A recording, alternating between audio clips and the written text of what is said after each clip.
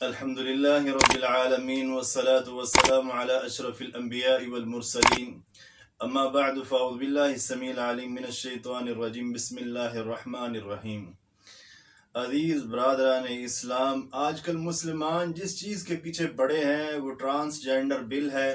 جو مسلمان اسلام سے ناواقف ہے اور اللہ تعالیٰ کے عذابوں سے، اس کی ناراضگی سے ناواقف ہے، وہ اس بل کے پیچھے پڑا ہوا۔ کچھ لوگ اس چیز کے پیچھے پڑے ہوئے ہیں کہ یہ کسی طرح بل پاس ہو جائے، اور یہ بل لانے والے در حقیقت کون لوگ ہیں؟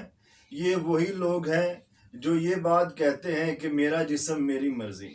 حالانکہ ایسی بات نہیں ہے۔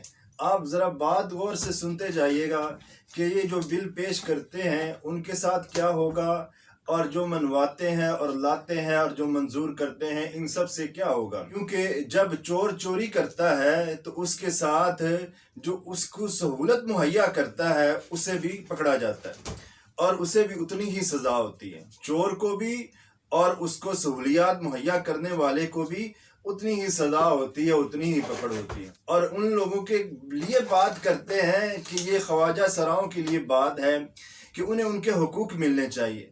در حقیقت وہ لوگ تو یہ کہتے ہیں جی ہم کاروبار بھی کرتے ہیں، ہم نمازیں بھی پڑھتے ہیں، عبادات بھی کرتے ہیں، حج بھی کرتے ہیں، عمرے بھی کرتے ہیں، ساری عبادات کرتے ہیں، ہمیں ان چیزوں کی ضرورت کوئی نہیں ہے۔ تو انہیں ان لوگوں کو ضرورت ہے جو مغرب کے ایجنڈے پہ چلتے ہیں اور یہود و نصارہ کی پیروی کرتے ہیں۔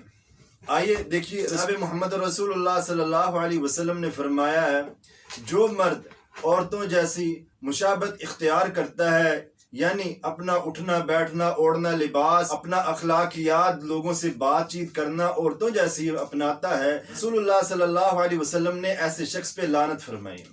اور رسول اللہ صلی اللہ علیہ وسلم نے فرمایا جو عورت مردوں جیسی متشابہات اختیار کرتی ہے اس پہ بھی رسول اللہ صلی اللہ علیہ وسلم نے لعنت فرمائی ہے۔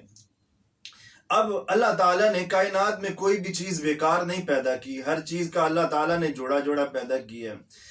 یہ لوگ جو اپنی جنس کو تبدیل کر کے اللہ تعالیٰ کی بنائی ہوئی چیز کو اپنے اوپر سے ٹھکرا کے، اپنے اوپر لازم نہ پکڑ کے، اس کی رضا پہ خوش نہ ہو کے اپنی جنسوں کو تبدیل کر رہے ہیں، حالانکہ جو انسان اللہ تعالیٰ نے پیدا کر دیا ہے، اگر وہ مرد پیدا کر دیا ہے تو اللہ کے کاغذوں میں وہ مرد ہی ہے، اور جو اللہ تعالیٰ نے عورت پیدا کر دی ہے وہ عورت ہی ہے، وہ لڑکی ہی ہے، وہ بدل نہیں سکتی۔